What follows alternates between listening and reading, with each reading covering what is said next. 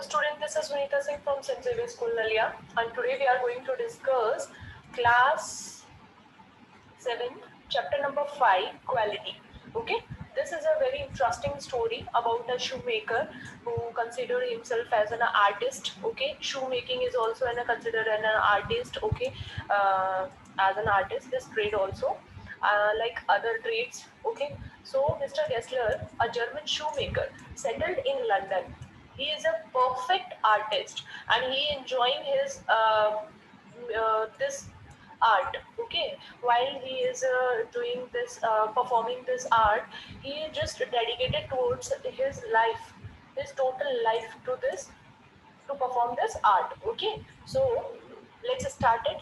I know him from the days of my extreme youth because he made my father's boot. मैं उन्हें तब से जानता हूँ जब से मैं बहुत ज़्यादा छोटा था, एक्सट्रीम यूथ से तब से, क्योंकि मेरे फादर ने उनसे क्या बनवाए थे, बूट्स. बूट्स मतलब शूज बनवाए थे. He lived with his elder brother in his shop which was in a small by street in a fashionable part of London. London के एक बहुत ही पॉपुलर, बहुत ही फैशनेबल पार्ट आप बोल सकते हो जिसको, स्ट्रीट के. तो वहाँ पे अपने एल्डर ब्रदर के साथ में वो वहाँ क्या किया करते थे, काम किया करते थे. The shop has a certain quite distinction.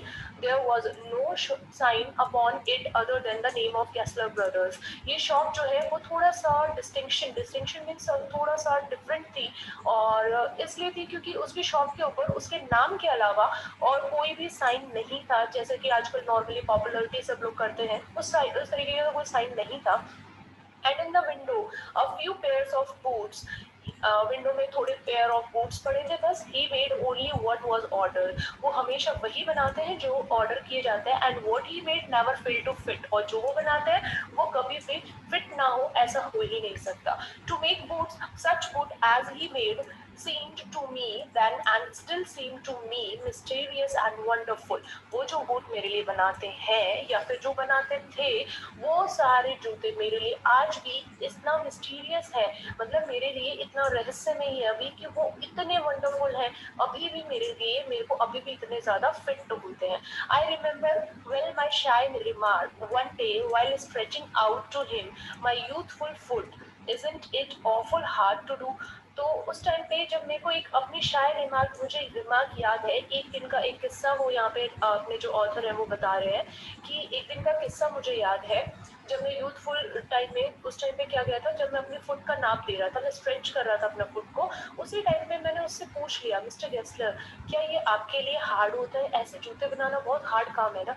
So he answered given with a certain smile from out of the redness of his beard, it is an art. Okay, it is an art. Okay, ये जो है ये German ascent में बोला गया English है.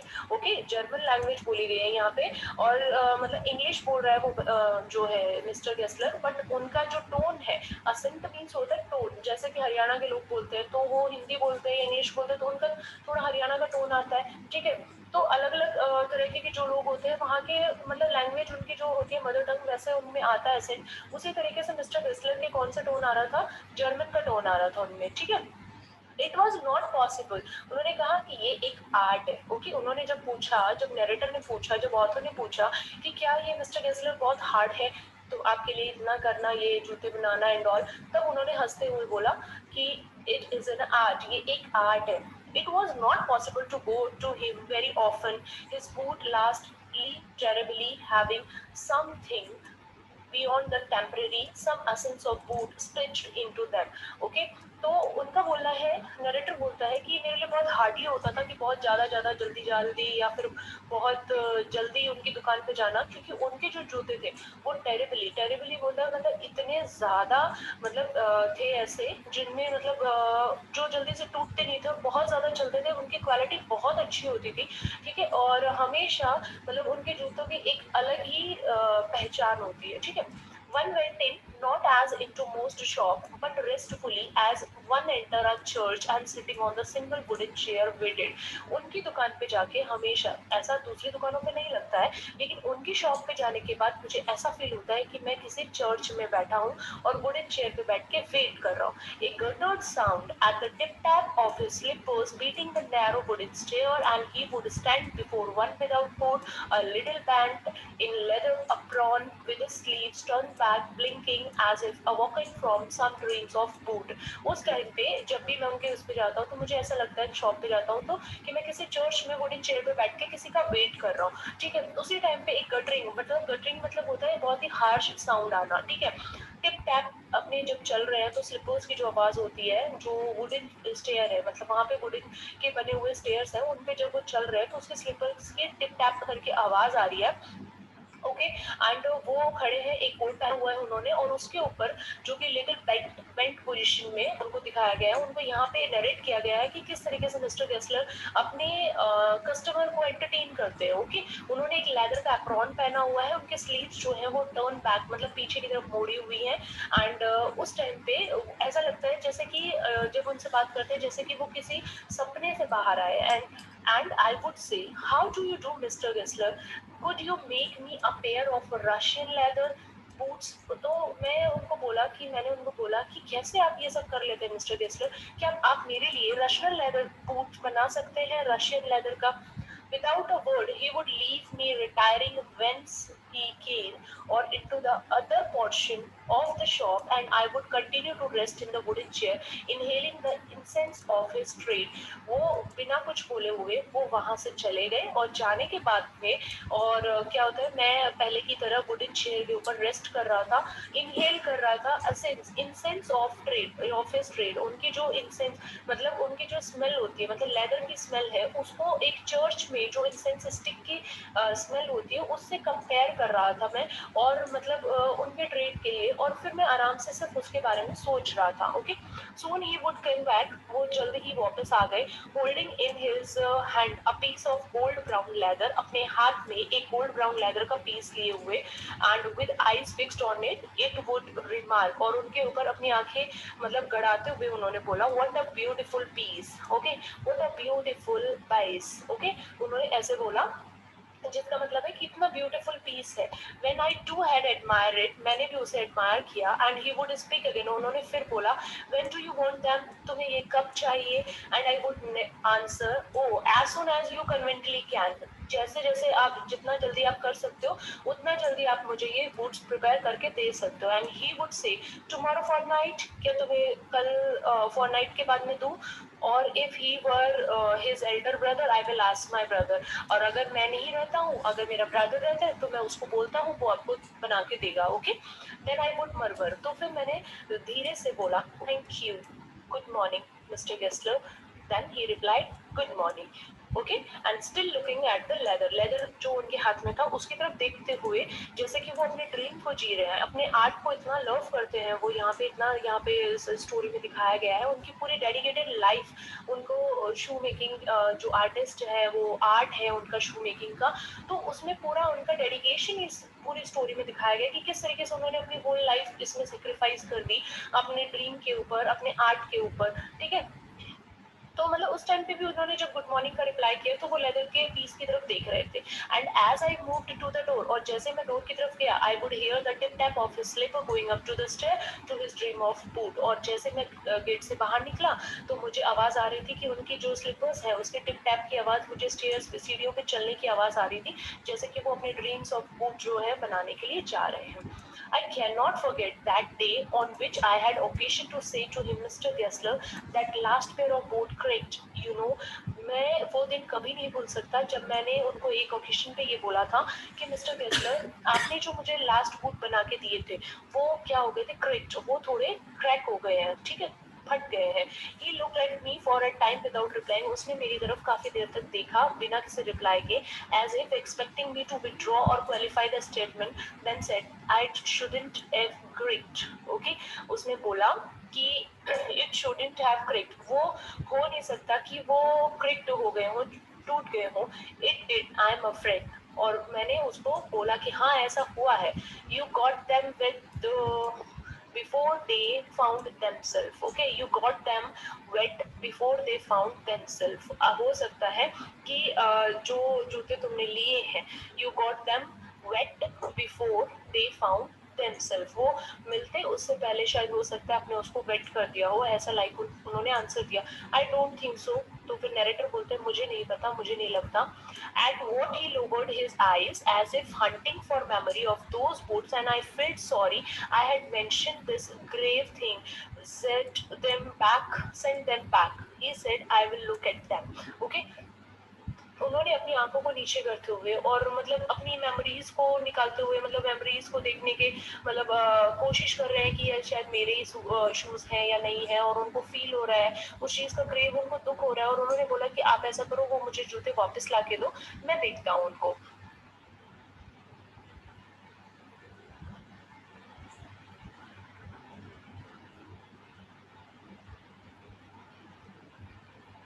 So boots, he continues slowly, are bad from birth. ये जो boots हैं ये मतलब बहुत birth है, मतलब बहुत ज़्यादा बुरे हैं. If I can do nothing with them, I take them off your bill. अगर मैं उनके साथ कुछ भी नहीं कर सकता था तो मैं उनका बिल आपको वापस कर दूंगा. Once I went absent-mindedly into his shop in a pair of boots brought in an emergency at some large farm. एक बार मैं उनके पास गया उनकी शॉप पे, उस टाइम पे जब मुझे इमरजेंसी में कहीं से बड़े लार्ज फार्म से एक बूट खरीदने पड़े थे, एक pair of shoes.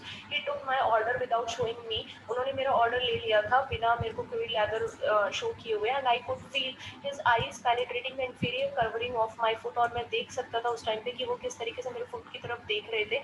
Eight last he said, those are not my boots. उन्होंने कहा ये मेरे बूट्स नहीं है. The tone was not one and anger. वो टोन ऐसे नहीं थी जिसमें उनको गुस्सा आ रहा हो, नॉर ऑफ सोरो, ना उनको दुख हो रहा था, नॉन इन कंटेंट, मतलब अजीबोगरीब नहीं था. But there was in something quite that froze the blood. लेकिन कुछ ऐसा था उनकी आवाज में जिससे खून का बहाव रुक जाए. He put his hand down and pressed a finger on the place where the left boot was not quite comfortable. जहाँ पे मेरा लेफ्ट बूट जो था वो कंफर्टेबल नहीं था, मुझे वहां पे उन्होंने प्रेस किया उंगली से. इट हर्ट्स यू देयर, क्या तुम्हें ये यहाँ पे चुभ रहे हैं. Those big firms are no self respect. वो बिग फर्म्स की कोई सेल्फ रिस्पेक्ट नहीं है. And then as if somebody something had given way within him, he spoke long and bitterly. Time पे अगर कोई उनसे पूछे तो वो बहुत ज्यादा बोल सकते थे. It was the only time I ever heard him discuss the condition and hardships of his trade. ये पहली बार ऐसा हुआ था जब वो मैंने पहली बार उनकी ये कंडीशंस और हार्डशिप जो थी उनकी, मतलब उनके ट्रेड में, उनके बिजनेस में, वो मैंने पहली बार महसूस किया था और उनसे डिस्कस किया था. They get it all. ये सारी चीजें हमसे ले लेंगे. They get it by advertisement not by work. उन्हें ये सब कुछ मिलता है एडवर्टाइजमेंट से, ना कि उनके वर्क से. They take it away from us. वो ये चीजें हमसे सारे कस्टमर वापस ले लेते हैं. Who loves our goods. वो जो कि हम हमारे गुड्स को लव करते थे उनको भी ये ले लेंगे सारे कस्टमर को. It comes to this, presently I have no work. इसी वजह से क्या हो गया कि मेरे पास अभी कोई वर्क नहीं बचा है. Every year it get less. Every year ये बहुत ज़्यादा कम होता जा रहा है. यू विल सी, तुम्हें भी पता होगा. And looking at his line face I saw thing I have never notice before. और उनके फेस की लाइन में देखते हुए मैंने पहली बार वो चीज़ नोटिस की जो मैंने कभी नहीं नोटिस की थी. Bitter things and bitter struggle. उनका जो इतना ज़्यादा स्ट्रगल और उनके जो थिंग्स थी, जो कड़वाहट जो देख सकते थे, इतनी ज़्यादा हार्डशिप जो थी उनके आर्ट और अपने परफॉर्मिंग आर्टिस्ट जो बोल सकते हैं एक तरह से, तो उनके जो स्ट्रगल था वो सब दिखाई दे रहा था. उनके ग्रे हेयर्स दिखाई दे रहे थे जो उनके रेड बियर्ड में से. एज बेस्ट आई कुड, मैं जितना हो सकता है उतना अच्छा बनाऊंगा. I explain the circumstances of those ill on board. मैंने उनको जितना हो सकता था, जितने अच्छे से मैंने उनको बताया कि ये कितने गंदे शूज़ हैं जो मैंने पहन रखे हैं बिग फर्म से जो खरीदे. But his face and voice made so deep an impression that during the next few minute I ordered many pair.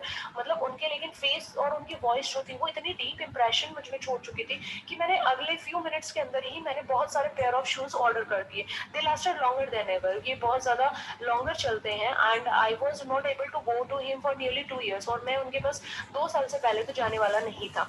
It was many month, बहुत टाइम हो गया था before my next visit to his shop. उनके shop पे आने के पहले बहुत मंथ हो गए थे मेरे को.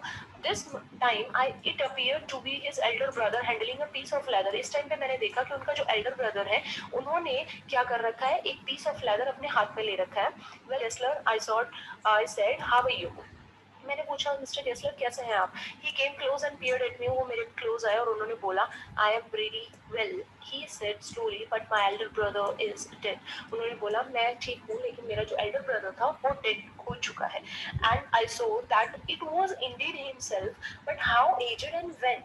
मतलब इतना देख के लग रहा था कि हाँ चलो ठीक है, ये डीपली इनको शेकन कर रही है, ये चीज कमी उनकी महसूस हो रही है, लेकिन इतने एजेड वो थे नहीं और कब ऐसा हुआ.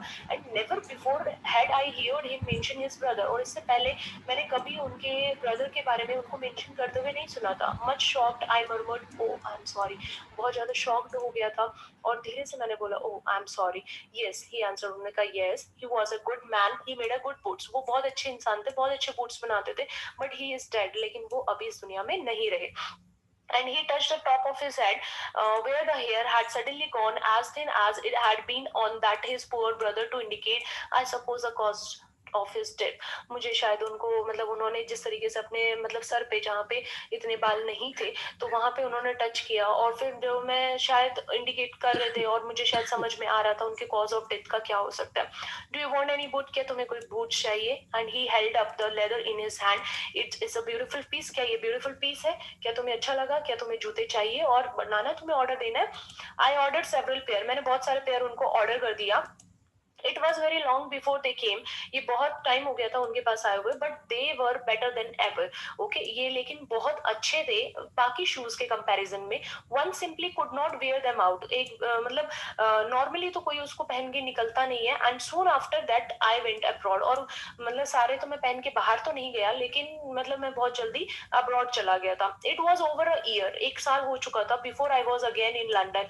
जब मैं लंदन वापस आया. And the first shop I went to was my old friend's. और पहली शॉप वो थी जिसपे मैं अपने ओल्ड फ्रेंड के पास गया था. I had left a man of 60. मैंने जब वो 60 के थे तब मैंने उनको छोड़ा था वहां पे. I came back to one of 75 pinched and worn, who genuinely this time did not at first know me. और अब मैं जब वापस आया हूँ तो वो 75 के हो चुके हैं और मुझे नहीं लगता कि वो इस टाइम पे मुझे जान पाएंगे. Do you want any boots. उन्होंने पूछा क्या तुम्हें कोई बूट्स चाहिए. I can make them quickly. It is in a slack time. वो बहुत स्लेक टाइम है, बहुत पीक टाइम है. अगर तुम्हें चाहिए तो मैं बूट्स बना सकता हूँ. I answer please please I want boots all around every kind. मुझे सारे बूट्स और हर तरीके के बूट, हर लेदर में मुझे बूट्स बनवाने हैं. प्लीज आप मुझे बना दीजिए. I had given these boots up when one evening they came. मैंने उनको वो उन्होंने वो boots मुझे दे दिए जब मेरे को एक evening में जब वहां गया. One by one I tried them on. मैंने सारे जूते उनको ट्राई किए. In shape, in fit, in finition, quality of leather, they were the best he had ever made. उन्होंने अब तक जितने जूते बनाए थे उन सब में फिटिंग देख लो, शेप देख लो, फिनिश, क्वालिटी देख लो लेदर की, सब कुछ परफेक्ट थी. I flew downstair. मैं डाउनस्टेयर नीचे आया. Wrote a cheque. मैंने चेक लिखा एंड उसको पोस्ट कर दिया ऑन हेड. Okay week later. एक हफ्ते बाद में पासिंग द लिटिल स्ट्रीट, उसी लिटिल स्ट्रीट से जाते हुए I thought I would go in and tell him how splendidly the new boots fitted. कितने शानदार तरीके से मुझे वो जूते फिट हुए हैं. मैंने सोचा कि अब मैं जाता हूँ और उनको बता के आता हूँ. But when I came to where his shop had been, his name was gone. लेकिन जब मैं उनके शॉप के आगे आया तो मैंने देखा कि उनका नाम जा चुका है वहां से. उनका बोर्ड नहीं है वहां पे. I went in very much disturb. में बहुत ज्यादा डिस्टर्ब हो गया उस टाइम पे. In the shop there was a young man with English face. वहां पे एक यंग मैन है जो कि इंग्लिश फेस के साथ. Mister Gessler in. मैंने पूछा क्या मिस्टर गेस्लर अंदर है. No sir he said.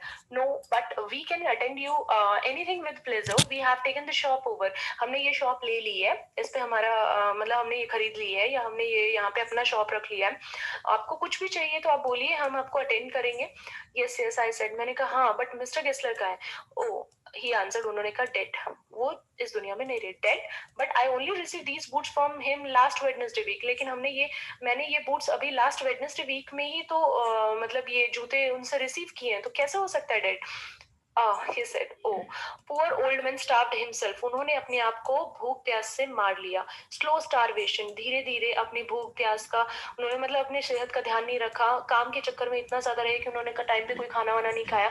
तो डॉक्टर कॉल्ड इट. डॉक्टर को बुलाया गया. You see he went to work in such a way. तुमने देखा होगा वो किस तरीके से काम करते. तो would keep the shop on. वो शॉप में हमेशा ही रहते थे. Wouldn't have a soul touch his boot except himself. अपने अलावा किसी को भी वो जूते को हाथ भी नहीं लगाने देते थे. When he got an order. जब उनको ऑर्डर मिला. It took him such a time.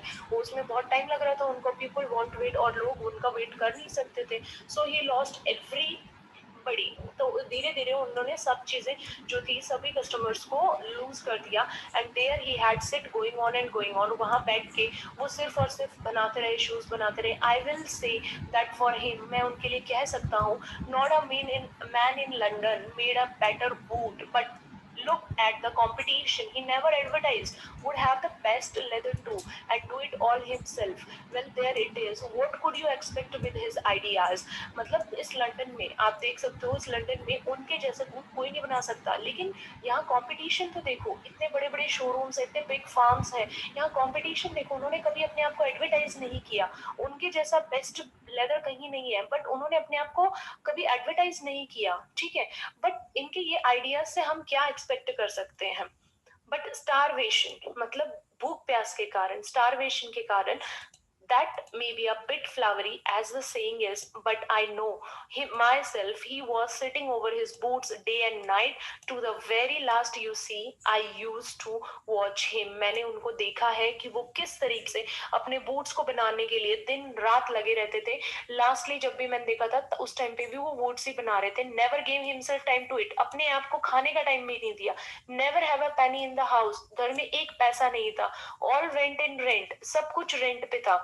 Leather भी and leather, how he lived so long I don't know, वो इतना लंबे समय तक कैसे जी पाते मुझे नहीं पता। He regularly let his fire go out, he was a character but he made good boots, वो एक अलग ही कैरेक्टर थे, उन्होंने बहुत ही अच्छे बूट्स बनाए हैं। Yes, I said he made good boots, और उस टाइम पे मैंने बोला हाँ, उन्होंने बहुत अच्छे बूट्स बनाए हैं। Okay, so that's all in your chapter. If you like my video, please share and subscribe my channel, Vinita Shekhawat. Thank you so much.